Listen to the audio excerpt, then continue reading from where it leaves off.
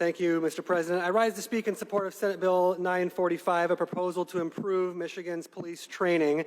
This bill has four main elements. It will require that all officers are receiving training in implicit bias, training in violence de-escalation, and training in mental health screening, as well as a requirement for the first time here in the state of Michigan that police officers participate in continuing education, something that the vast majority of other states do. And I want to point out that the sort of mental health screening we call for in this bill is not just mental health screening so that police officers can better identify and de-escalate situations with individuals who are in mental health crisis, but it's also training to destigmatize the access to mental health services for officers themselves who face stressful and difficult encounters on a regular basis.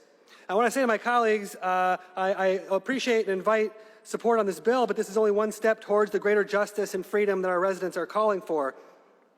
Not all of you are parents like me, but many of you are, and I want to follow down the line a bit that my good colleague from the 1st District did. And I want you to imagine the love you feel for your children.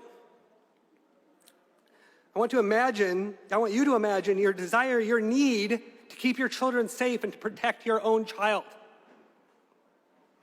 I want you to imagine for a moment the fear and anxiety you have for your own children. Some of you have newborns. Will they stay healthy? Will they thrive and find love and success? These are weighty issues for all parents. But now I want you to imagine what every parent of a black or brown child in America faces. On top of all of that, they face the constant fear and anxiety that their children will be a victim of the police that we hire to protect and serve. We must change this.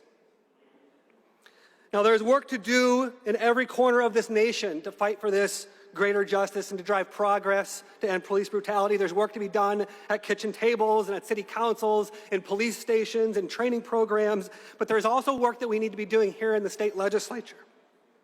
This bill is just one step in a long journey that I'm inviting all my colleagues to take to change the culture of policing so that every citizen here in the state of Michigan can experience the freedom and the liberty that we all want for our people here in the state of Michigan. So I ask you to join me in supporting this, and I ask you to join me in taking further steps to improve the relationship, to restore right relations between our communities and our police. Our communities are calling for change, and I appreciate this step, and I hope that we can take more to provide that kind of justice and freedom that is denied to so many of our citizens, and to solve that anxiety and fear that is felt in the pit of the stomach of so many parents here in our state.